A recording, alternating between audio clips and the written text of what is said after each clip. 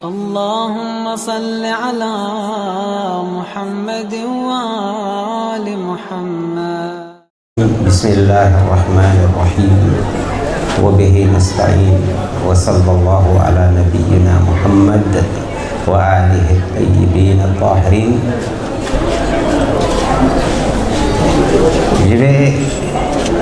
Mon intention c'est en 10 minutes d'essayer de parler du message de l'imam al-Hussein alayhi salam, qui est un message universel. Parmi les figures religieuses en général et islamiques en particulier,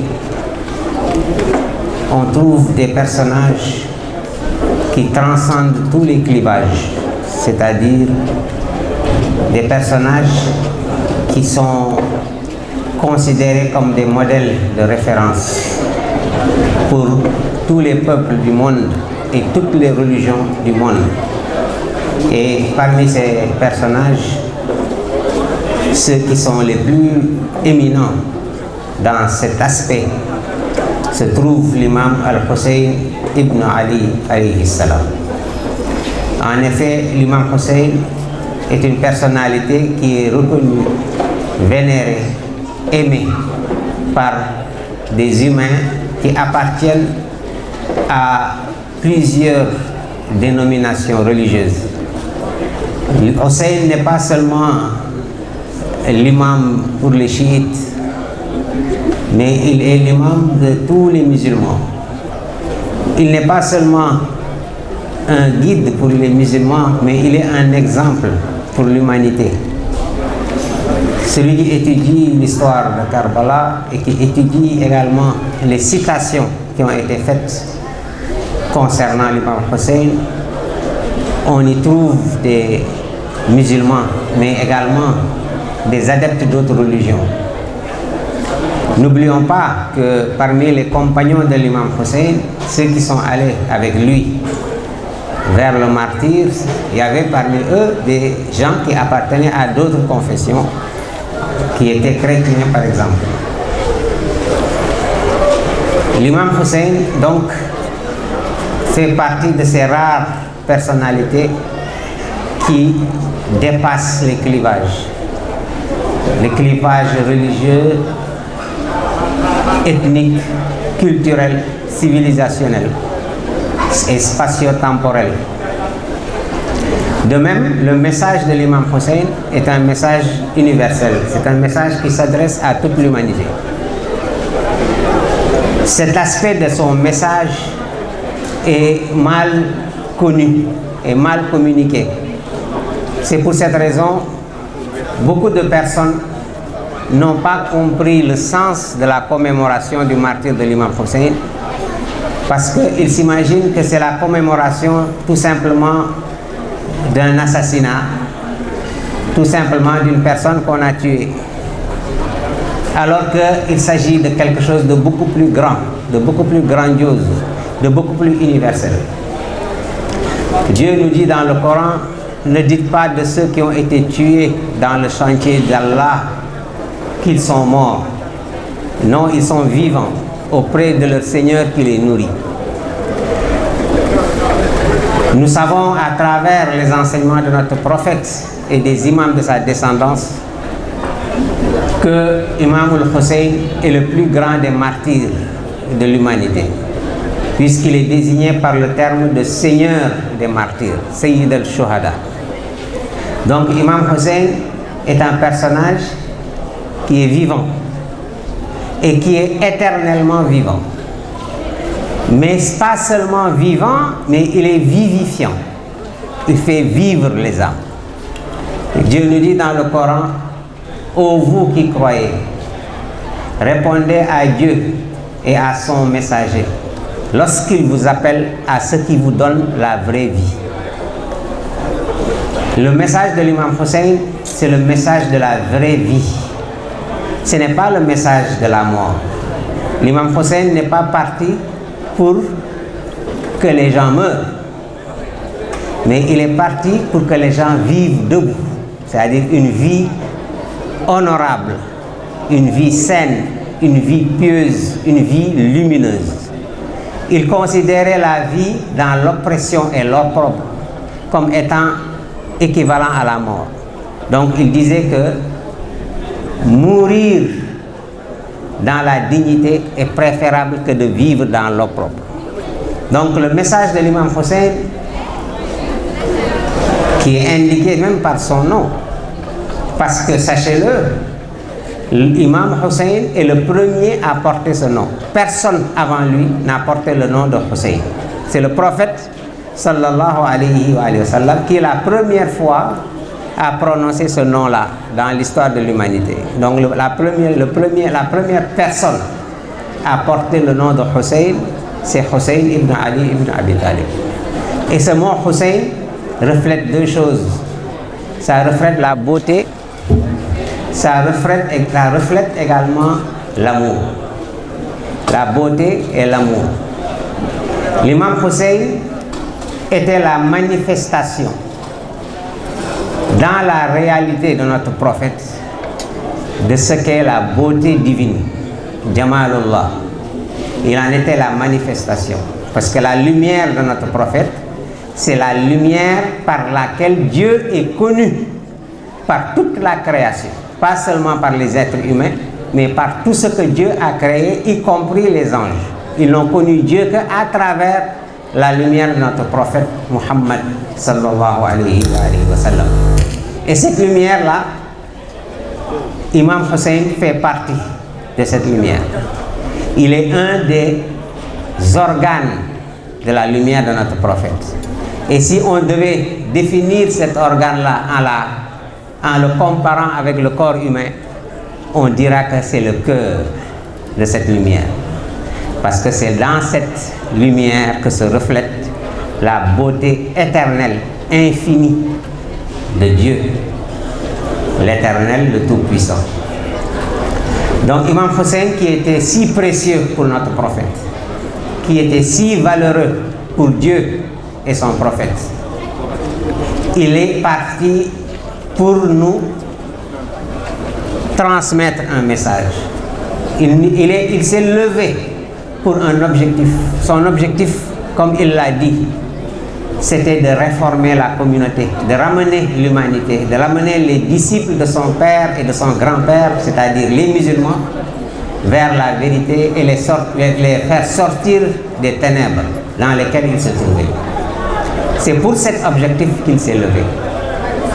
Il est parti répondre à l'appel de ceux qui lui ont dit qu'ils étaient prêts à le suivre et à l'aider à remettre les choses à leur place, à remettre la lumière et le flambeau de l'islam dans sa brillance d'origine, tel que son grand-père, le prophète Muhammad sallallahu alayhi wa sallam, l'a légué à l'humanité.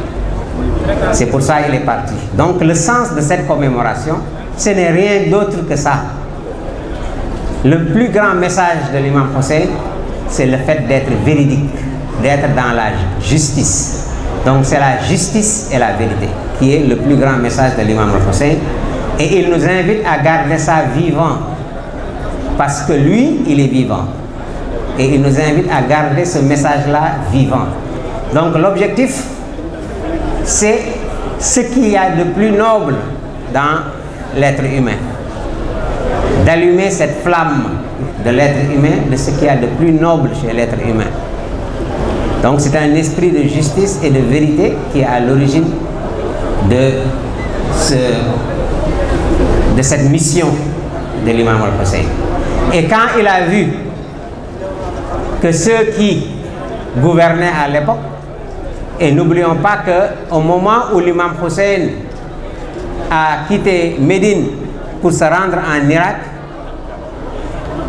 l'empire musulman était l'empire le plus grand de la planète et le plus puissant de la planète, qui s'étendait du nord de l'Afrique jusqu'en Chine. C'était le plus puissant empire de la planète, que l'imam Hussein a défié. Le plus grand empereur à l'époque dans le monde, c'était Yazid ibn Muawiyah. Et il a réclamé l'allégeance de Hussein ibn Ali. Et qu'est-ce que Hussein lui a répondu? Il lui a dit: quelqu'un comme moi ne fait jamais allégeance à quelqu'un comme toi. Il a défié la plus grande puissance de la planète au nom de la vérité. Et il est parti. On lui a empêché d'arriver à destination. Ils ont décidé de l'éliminer, lui et ceux qui étaient avec lui, de façon lâche. Parce qu'envoyer des milliers de soldats pour empêcher à moins d'une centaine de personnes, pour les encercler, c'est de la lâcheté. C'est de la lâcheté. Ainsi, à Karbala, les ennemis de Hussein ont montré tous les traits caractéristiques de la bassesse, tous les traits caractéristiques des rebuts de la société humaine. Alors que Hussein et ses compagnons ont montré toutes les caractéristiques des traits de caractère nobles, des traits de ce qui fait la valeur de l'être humain ont été montrés là-bas par les compagnons de Hussein et par Hussein lui-même. Sayyidatuna Zainab, la sœur de l'imam Hussein, est une des figures les plus importantes de l'histoire de l'islam. C'est même une figure qui a représenté quelque chose qui n'a pas d'équivalent dans l'histoire de l'islam depuis ses débuts jusqu'à aujourd'hui. Par le rôle qu'elle a joué, par ce qu'elle a montré. Elle a montré l'exemple de la femme dans sa plus grande dignité et dans sa perfection, aussi bien sur le plan humain que sur le plan spirituel. Lorsque, après le massacre de Karbala, Zainab et les autres, avec l'imam Zayn al-Abidin, furent faits prisonniers et amenés manu militari au palais de Ibn Ziyad, qui était alors le gouverneur de Koufa, pour le compte de Yazid, fils de Muawiyah. Celui-ci s'est adressé à Zainab en lui disant: n'as-tu pas vu ce qui vous est arrivé? En pensant qu'il pourrait la démoraliser et lui montrer qu'ils ont l'ascendant sur eux. Et Zainab lui a répondu: mais en réalité, Zainab ne s'adressait pas à Ibn Ziyad, parce que Ibn Ziyad était une personne qui en réalité n'était pas vivante, parce qu'il n'avait pas la lumière de la foi et il n'avait pas la réalité de l'être humain. Il était en deçà de l'humanité.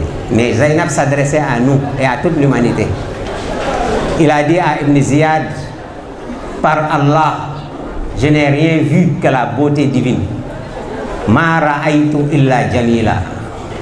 Ce qui montre la dimension exceptionnellement élevée de la spiritualité de Zainab, fils de Ali, en tant que femme, en tant que digne héritière de sa maman, qui est la souveraine de l'humanité féminine, Sayyidatuna Fatimatu Zahra. C'est pourquoi on l'appelle la seconde Zahra. Zainab est la seconde Zahra. Elle est le reflet parfait de son père et de sa mère.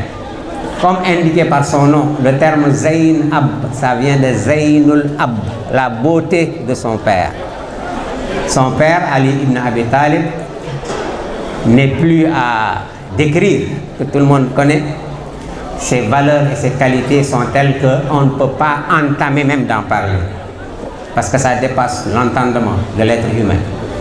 Donc cette Zainab a montré un exemple éternel pour la femme musulmane, sa dignité et sa grandeur et sa perfection. Donc la commémoration de l'imam Hussein n'est rien d'autre que la commémoration de l'islam de Muhammad sallallahu alayhi wa sallam. C'est l'occasion, chaque instant, chaque jour, chaque année, de nous ramener vers la vérité de l'islam, de la revivre, d'apprendre à nous réformer.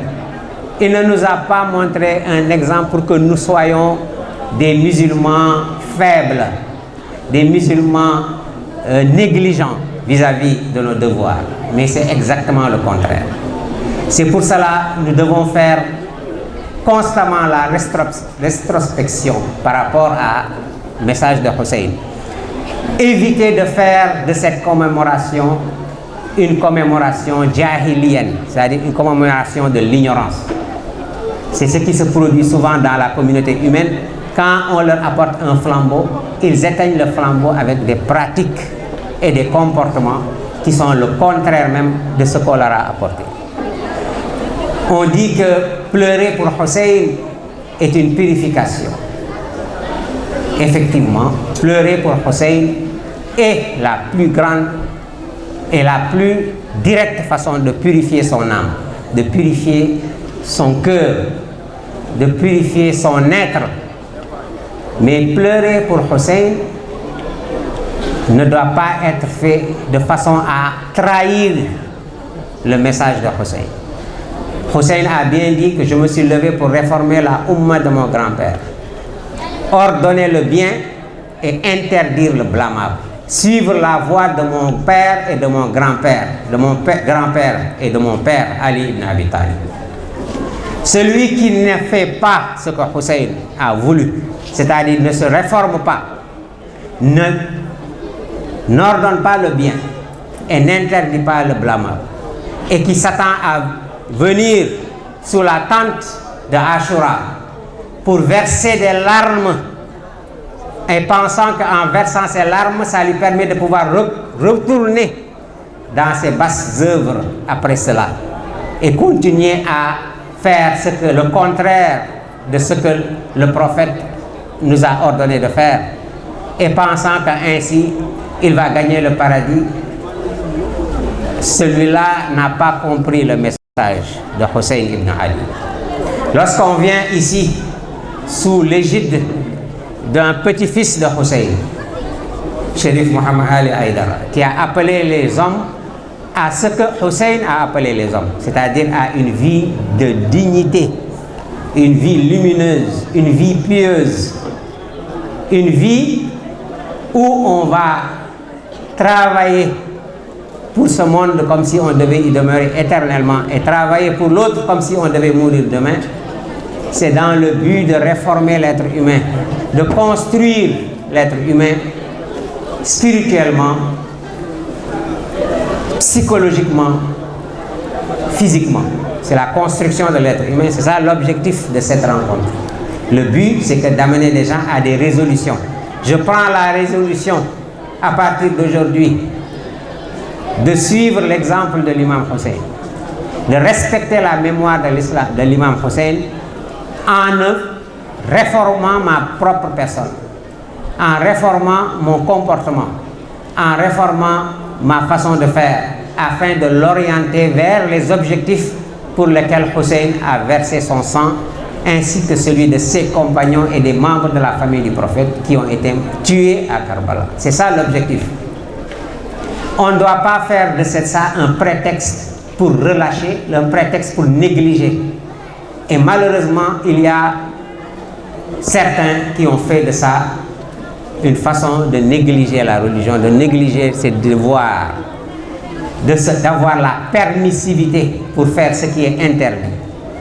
Hussein a dit, ordonnez le bien et interdisez le blâmable.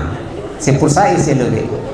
Donc si tu pleures Hussein, si ton pleur de Hussein est sincère, nécessairement tu dois faire ce pourquoi Hussein a été assassiné.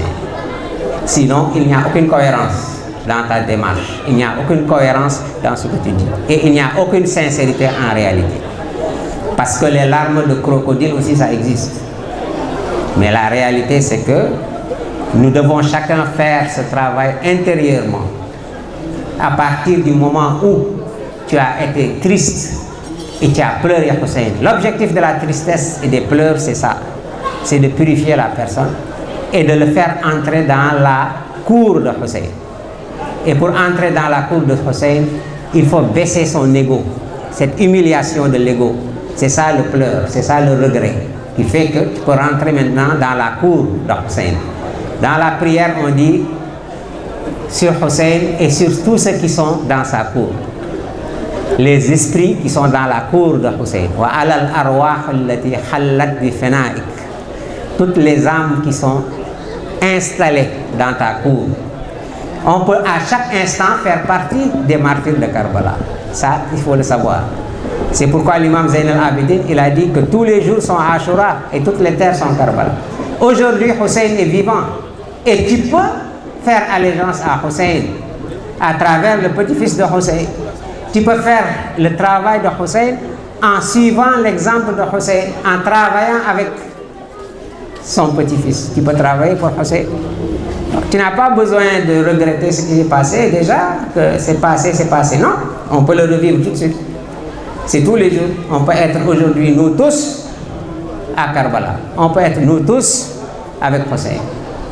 Et je le dis et je le répète pour ceux qui n'ont pas compris le message de Hussein, le Hussein a appelé les gens à la vie, pas à la mort. Parce qu'appeler les gens à la dignité, c'est ça la vie. Mais il préfère mourir en défendant sa dignité que de vivre dans leur peuple. C'est ce qu'il a dit. Il a dit Al-Mawtu awla min rukubil aari wal aaru awla min dukhulin nari. La mort est préférable que d'être sous l'opprobre, sous l'indignation, sous l'humiliation. Et il a dit que l'or pauvre est préférable à l'enfer. Il vaut mieux être du côté de la vérité, même si on t'humilie et qu'on t'oppresse et qu'on te fasse vivre l'or pauvre, que de vivre dans l'indignité, qui est indigne de l'être humain, que Dieu a créé de ses deux mains et en qui il a insufflé de son esprit. Voilà le message de Hussein ibn Ali, le message universel de Hussein ibn Ali. Donc il appartient à ceux qui se réclament de Hussein de transmettre le message aux autres, sans clivage. Ne transmettez pas le message uniquement aux chiites, ni uniquement aux musulmans, mais transmettez le message à tout le monde. Et pour se transmettre le message, tous les moyens qui sont légaux, qui sont acceptés par Dieu, sont bons. L'art est un des moyens par lesquels on peut transmettre le message de Hussein. Que ça soit par l'art graphique, que ça soit par les chansons, etc. Chaque peuple a son propre génie, peut développer son art pour transmettre le message de Hussein. Et Inch'Allah, notre communauté qui se développe, développera également beaucoup de choses dans ce domaine. À l'instar de ce que font les autres communautés chiites dans le monde, ou sunnites, parce que même au Maroc, à Fès, il y a des gens qui commémorent Hussein, alors qu'ils ne sont pas chiites, c'est des sunnites. Mais au moment de Ashura, ils sortent et ils font des poèmes et il y a des gens qui pleurent. Ça a existé, ça existe toujours. Donc ce n'est pas par hasard que Maulana Chérif a fait de cet événement l'événement phare de sa communauté. Le premier événement qu'il a organisé, c'était le Ashura. Le premier colloque international, c'était sur Ashura. C'est parce que Ashura, c'est le message universel de l'islam. Et les imams nous l'ont bien clarifié en disant que Hussein est la lumière, le flambeau de la guidance et le navire de la délivrance. Et Hussein l'est toujours, et il l'est maintenant, au moment où je vous parle, il est le flambeau de la guidance et le navire de la délivrance. Donc sur ce, je vous présente mes condoléances en ce jour de Ashura, où on se souvient de ce qui est arrivé à la famille de notre prophète, un fait inédit où la quasi-totalité de la famille d'un prophète, et qui est le meilleur des prophètes, ont été rassemblés et ont été massacrés. Donc, tous ensemble, qu'on dise que la paix et les bénédictions de Dieu soient sur Hussein et sur la famille de Hussein et sur les compagnons de Hussein. Wassalamu alaikum wa rahmatullahi wa barakatuh.